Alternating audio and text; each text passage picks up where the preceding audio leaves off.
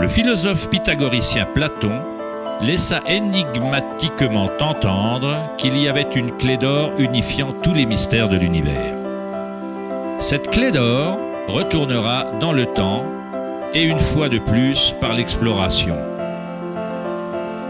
La clé d'or est l'intelligence du Logos, l'origine du son originel Om. On pourrait dire qu'il s'agit de l'Esprit de Dieu. Vu que nos sens sont limités, on ne peut observer que la manifestation extérieure des mécaniques cachées de l'autosimilarité. L'origine de la symétrie divine est le plus grand mystère de notre existence.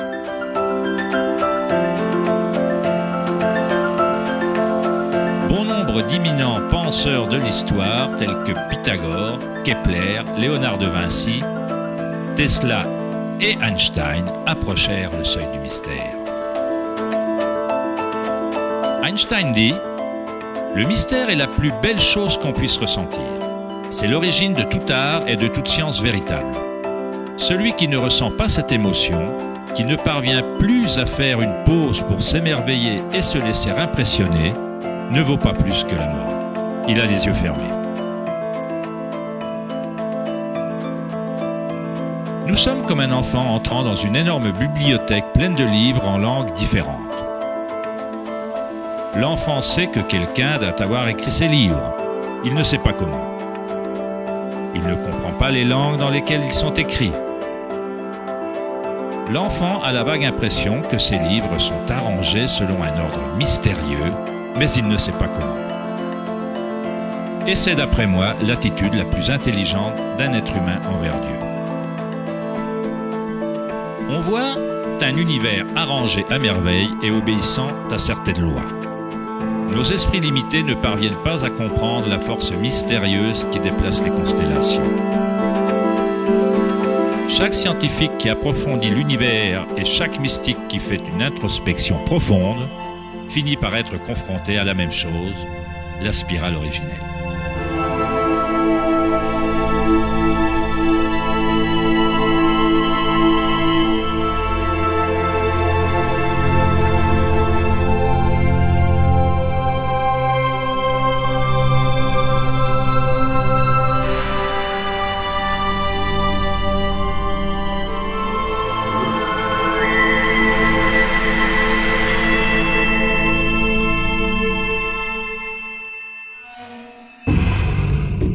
Un millénaire avant la création de l'ancien observatoire de Stonehenge, le symbole de la spirale prédominait sur Terre. On pouvait trouver des spirales anciennes dans toutes les parties du globe.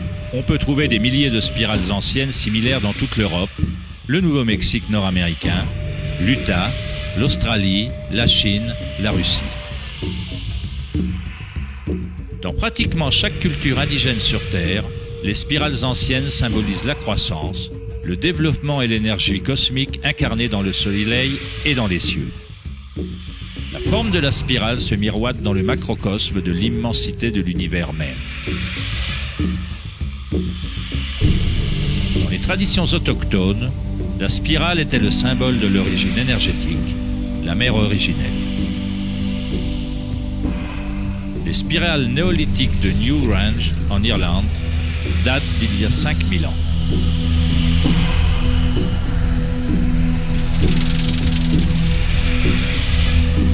Elles datent de 500 ans avant la grande pyramide de Gizeh et sont tout aussi énigmatiques pour les observateurs modernes. La spirale remonte à un moment de l'histoire où les humains étaient plus reliés à la Terre, aux spirales et aux cycles naturels. Une période pendant laquelle les humains s'identifiaient moins aux pensées. La spirale est ce que nous percevons comme étant la torsion de l'univers. Prana, ou la force créative, fait tournoyer Akasha dans un continuum de formes solides. Trouvée à tout niveau entre le macrocosme et le microcosme, de galaxies spirales à des systèmes météorologiques, à l'eau de votre baignoire, à votre ADN,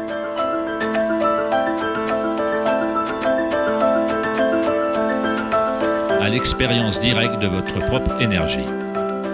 La spirale originelle n'est pas une idée, mais plutôt ce qui rend toute condition et toute idée possible.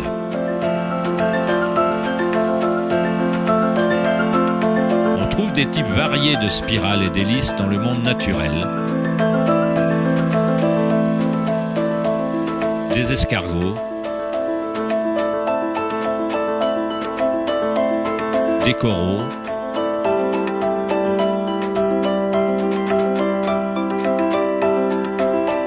des toiles d'araignée,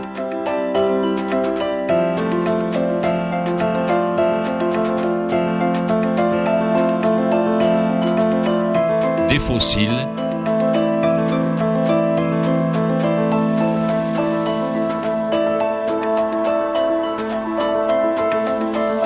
des queues d'hippocampe,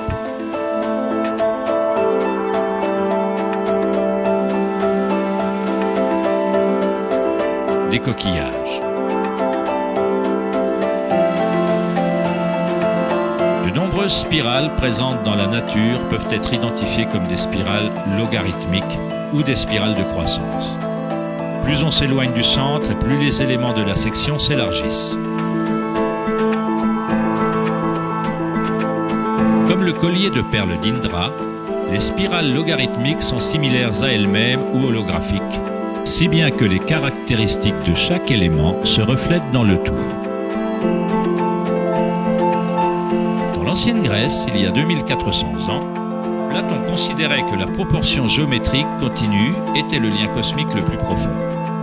Le nombre d'or, ou la proportion divine, est le plus grand secret de la nature. Le nombre d'or est la proportion telle que le rapport de A plus B est à A, ce que le rapport A est à B. Pour Platon, l'âme du monde s'unit dans une résonance harmonique. On peut observer un modèle pentagonal similaire à une étoile de mer ou à une tranche de gombo dans la trace que la trajectoire de la planète Vénus dessine dans le ciel nocturne sur une période de 8 ans.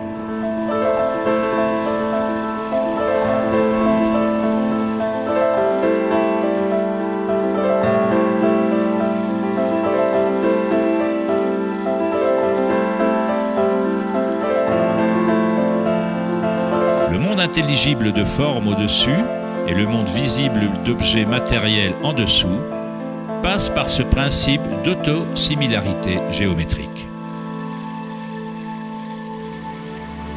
Des modèles de spirales autosimilaires aux choux romanesco, aux spirales de galaxies, la spirale logarithmique est un modèle invariable et parfait.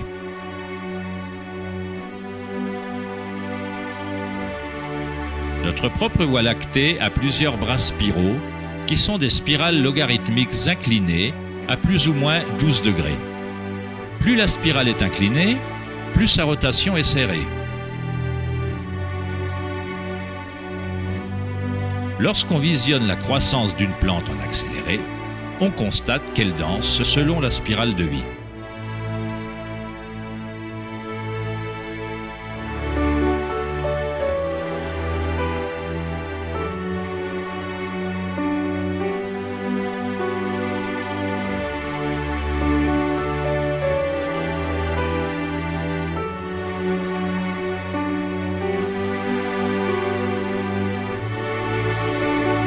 Une spirale d'or est une spirale logarithmique qui a un facteur de croissance équivalent au nombre d'or. Le nombre d'or est une relation mathématique particulière qui se répète dans toute la nature. Le modèle observable suit ce qu'on appelle la suite ou la séquence de Fibonacci.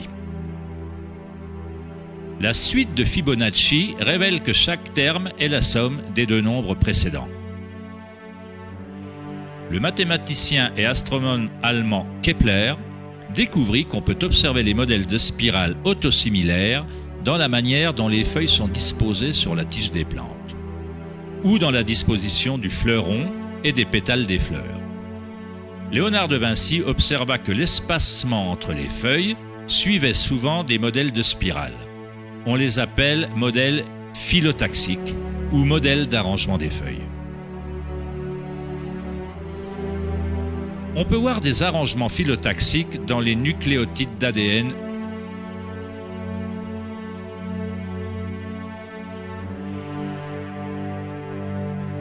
auto-organisés et dans tout, des arbres généalogiques de lapins reproductifs aux pommes de pin, aux cactus, aux flocons de neige, en passant par de simples organismes tels que les diatomées. La diatomée est un des types de phytoplancton les plus courants. De simples organismes monocellulaires nourrissant d'innombrables espèces dans la chaîne alimentaire.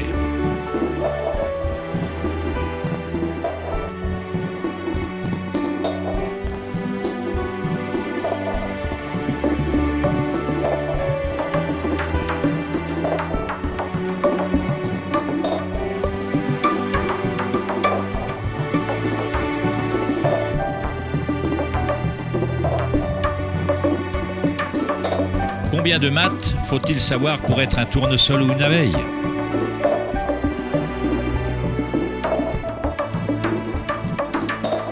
La nature ne consulte pas le département de physique pour faire pousser des brocolis. La structuration se produit automatiquement. Dans le domaine de la nanotechnologie, les scientifiques utilisent le terme auto-assemblage pour décrire la façon dont les complexes se développent sur le modèle de la phase hexagonale initiale de la formation de l'ADN. En nanotechnologie, des nanotubes de carbone se composent d'un arrangement similaire de matériel. La nature répète ce type de géométrie sans aucun effort, automatiquement, sans calculatrice. La nature est précise, extrêmement efficace. Selon le célèbre architecte et auteur Buckminster Fuller, ces modèles dépendent de l'espace-temps. L'ADN et la structure alvéolaire ont la forme qu'ils ont pour la même raison qu'une bulle est ronde. C'est la forme la plus efficace pour utiliser le moins d'énergie possible. L'espace lui-même a une forme et ne permet que certaines configurations de matière et adopte toujours par défaut ce qui est le plus efficace. Ce sont les modèles les plus solides et les plus efficaces de développer des structures architecturales telles que les géodes.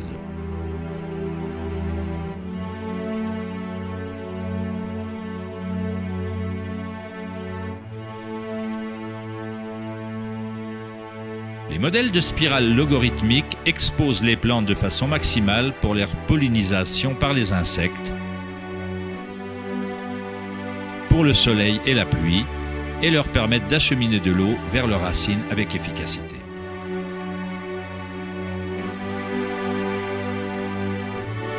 Les oiseaux de proie se servent du modèle de la spirale logarithmique pour s'abattre sur leur prochain repas. Voler en spirale est la façon la plus efficace de chasser.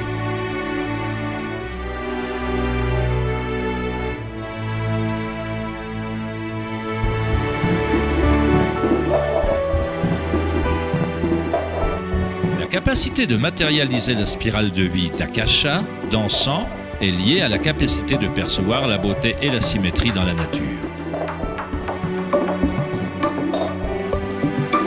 Le poète William Blake écrivit « L'univers végétatif s'ouvre comme une fleur provenant du centre terrestre où se trouve l'éternité. Il se prolonge depuis les étoiles jusqu'au banal coquillage et là, il rencontre à nouveau l'éternité, à la fois à l'intérieur et à l'extérieur. »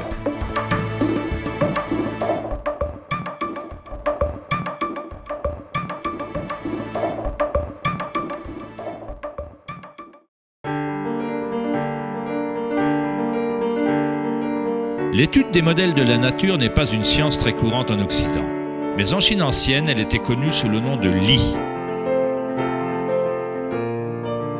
Li reflète l'ordre dynamique et le modèle de la nature.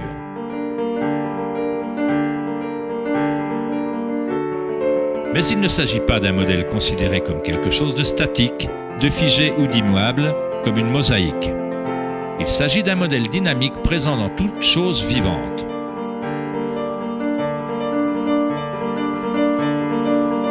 Les nervures des feuilles, les taches de la tortue et les veines des rochers expriment tout le langage et l'art secret de la nature. Le labyrinthe est l'un des nombreux modèles de Li. On le trouve dans les structures coralliennes, les champignons comme les morilles, les choux et le cerveau humain.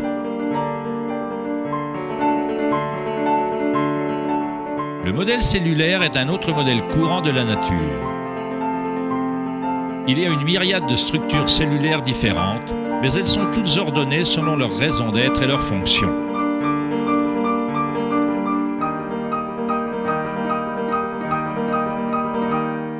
On peut aisément se laisser hypnotiser par le jeu incessant de formes. Mais le plus intéressant, c'est que certaines formes archétypes semblent être entièrement tissées dans l'étoffe de la nature. Un autre modèle lit, ou modèle archétype, est celui de la ramification, observable à tous les niveaux et à toutes les échelles fractales.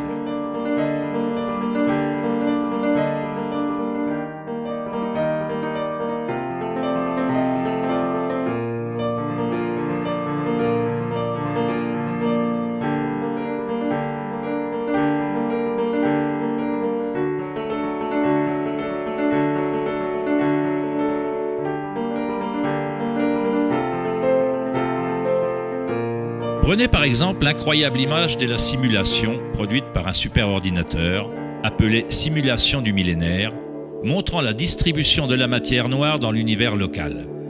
Elle a été créée en Allemagne par la société Max Planck. La matière noire est ce qui, avant, était considéré comme l'espace vide. Cela ressemble à un système nerveux invisible fonctionnant dans l'espace entier.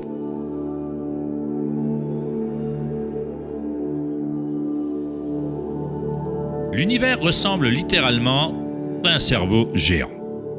Il pense constamment à utiliser un type d'énergie noire ou cachée, que la science commence seulement à comprendre.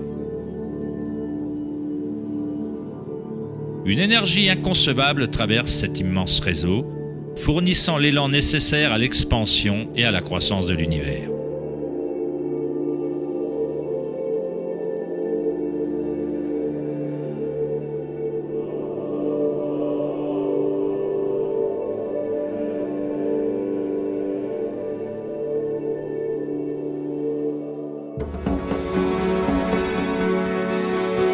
Quand on crée des conditions favorables, la nature crée automatiquement des ramifications. La nature est une machine à engendrer l'art ou un moteur à créer la beauté. Ici, on utilise de l'électricité pour faire pousser des branches de cristal d'argent. Le métrage en accéléré montre leur croissance sur plusieurs heures. Des cristaux se forment sur la cathode en aluminium alors que des ions sont électrodéposés par une solution de nitrate d'argent. La formation s'organise d'elle-même. On assiste à la naissance d'une œuvre d'art engendrée par la nature elle-même. Johann Wolfgang von Goethe déclara « La beauté est une manifestation de lois naturelles secrètes qui, autrement, nous auraient été cachées à jamais. » Dans ce sens, tout dans la nature est vivant, s'auto-organisant. En utilisant un voltage plus élevé, la ramification fractale devient encore plus évidente. Ceci se produit en temps réel.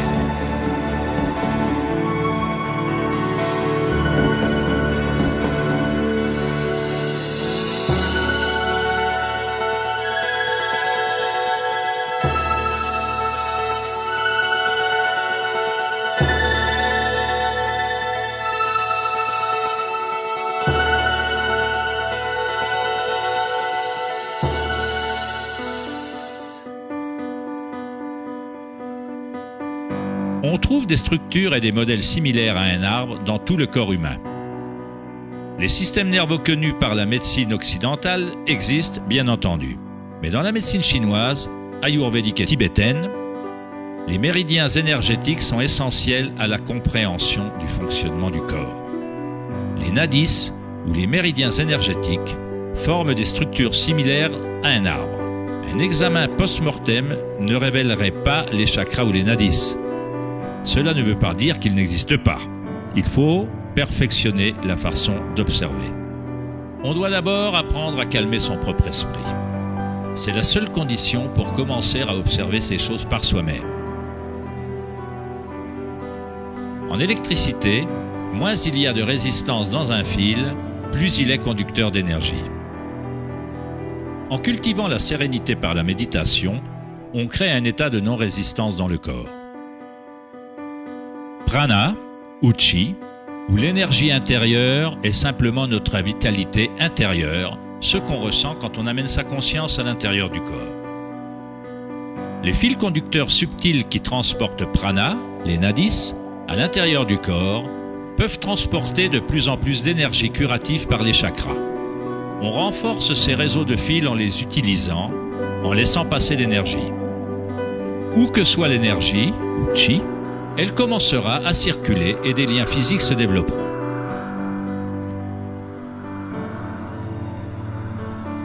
Dans le cerveau et le système nerveux, les modèles de réseaux physiques se forment par la répétition.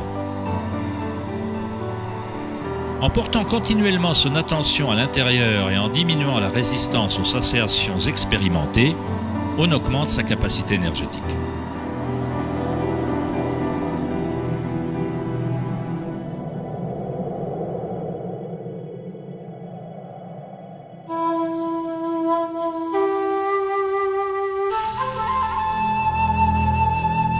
Dans le taoïsme, le symbole du yin et du yang représente l'interpénétration des forces spirales de la nature. Le yin et le yang ne sont pas deux et ne sont pas un. L'ancien concept du hara est représenté par le yin et le yang, ou la spirale tourbillonnante. C'est le centre de la puissance situé dans le ventre, en dessous du nombril. Hara signifie littéralement mer ou océan énergétique. En Chine, le hara est appelé le Diantian inférieur.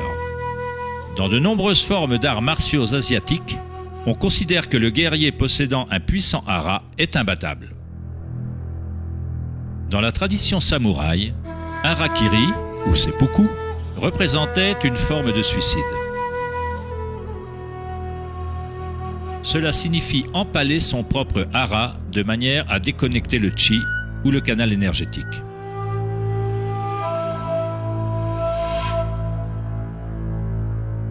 Se déplacer du centre crée un mouvement gracieux qu'on ne voit pas que dans les arts martiaux.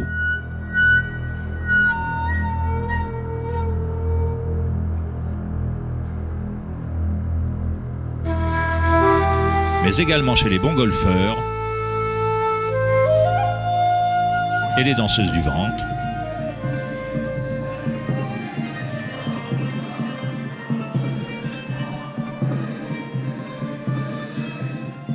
Et les derviches tourneurs soufis. L'essence du hara est le raffinement de la conscience, disciplinée en un seul point, le calme dans l'œil du cyclone.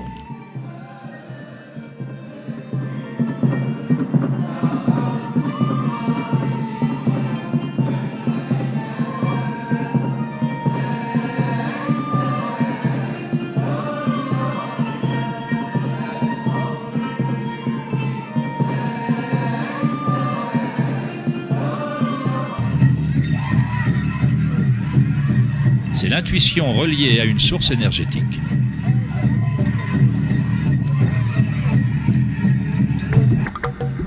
Une personne possédant le bon hara est reliée à la terre et à la sagesse intuitive qui relie tous les êtres.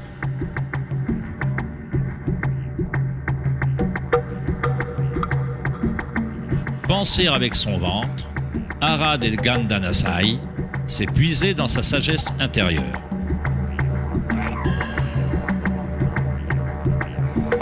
Les anciens aborigènes australiens se concentraient sur le même point, juste en dessous du nombril, où s'enroule le cordon du grand serpent arc-en-ciel. Encore une représentation de l'énergie évolutionnaire de la race humaine.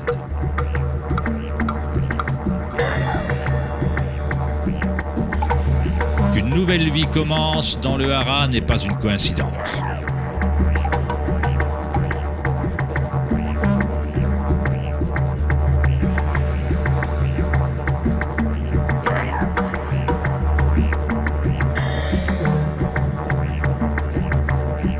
Le système nerveux entérique, parfois appelé cerveau viscéral, peut maintenir un réseau complexe de connexions identiques au cerveau dans la tête, avec ses propres neurotransmetteurs. Il est autonome, c'est-à-dire qu'il a sa propre intelligence. Le cerveau viscéral est pour ainsi dire une version fractale du cerveau, ou peut-être le cerveau est-il une version fractale du cerveau viscéral. Un ours en bonne santé possède un hara fort. Quand un ours sait où chercher des plantes, il suit le mouvement de chi avec ses sens, centrés dans le hara ou le ventre. Il s'agit du lien de l'ours avec l'endroit idéal, l'endroit qui, dans les traditions indiennes, est la source de toute connaissance avec la spirale de vie.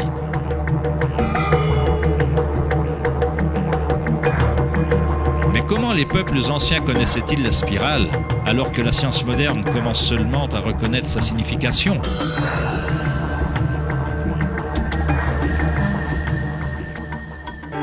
Demandez aux abeilles, car elles n'ont pas oublié comment aimer.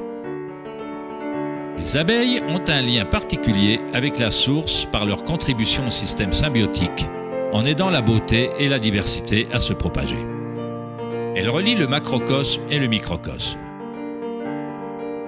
Un cœur relie le tout, l'esprit de la ruche, si vous voulez. Tel un cerveau ouvert, la ruche envoie ses rêves dans le monde afin qu'ils se manifestent.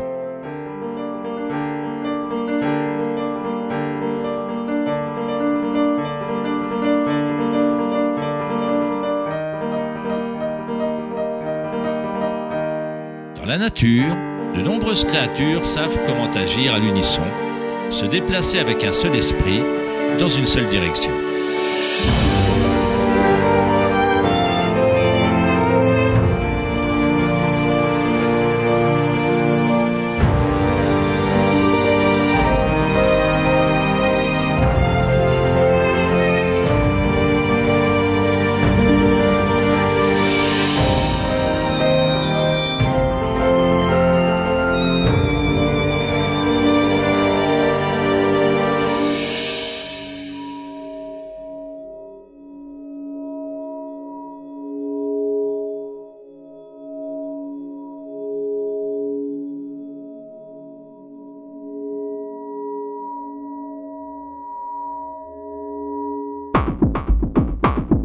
Mais les autres espèces autour d'elle n'en bénéficient pas toutes. Par exemple, la locuste dévore tout sur son passage.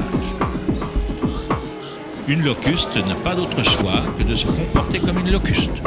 Elle ne produira jamais de miel et ne pollinisera jamais les plantes comme le fait la bière. Le comportement de la locuste est rigide, mais l'humain est unique dans ce sens qu'il peut se comporter comme une abeille ou comme une locuste. On est libre de changer et de manipuler les modèles d'interaction avec le monde. On peut exister en symbiose ou en tant que parasite.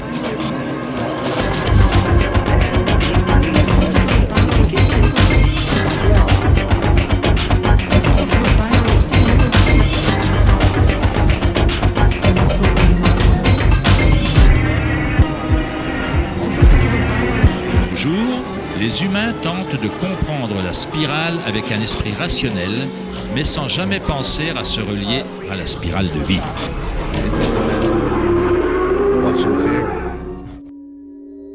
On a toujours été reliés.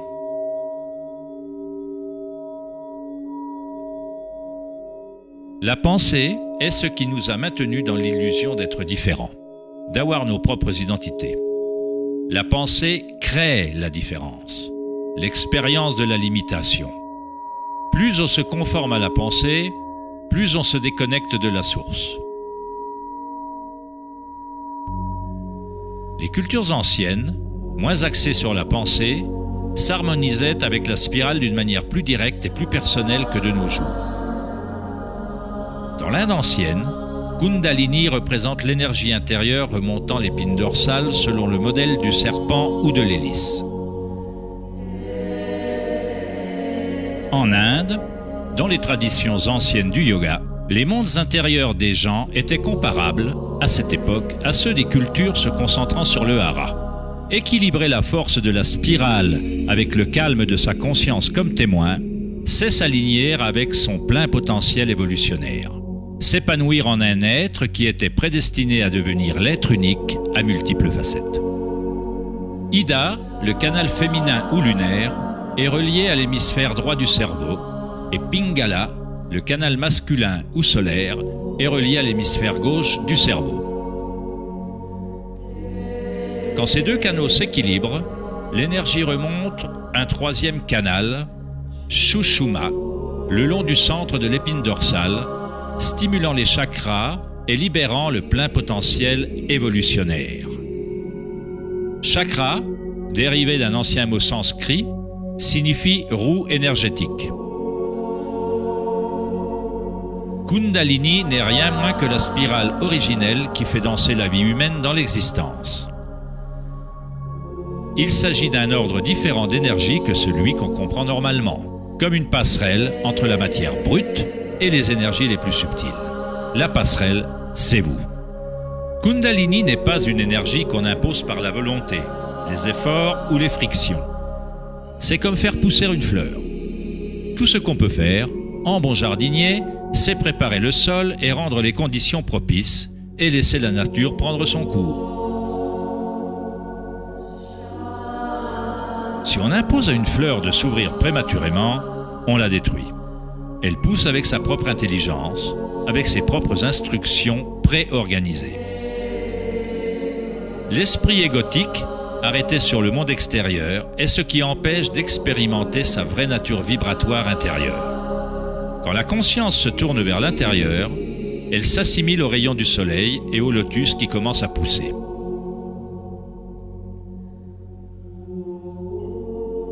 Alors que Kundalini s'éveille en soi, on commence à voir la caractéristique de la spirale en toute chose. Dans tous les modèles à l'intérieur et à l'extérieur, la spirale est le lien entre les mondes intérieur et extérieur.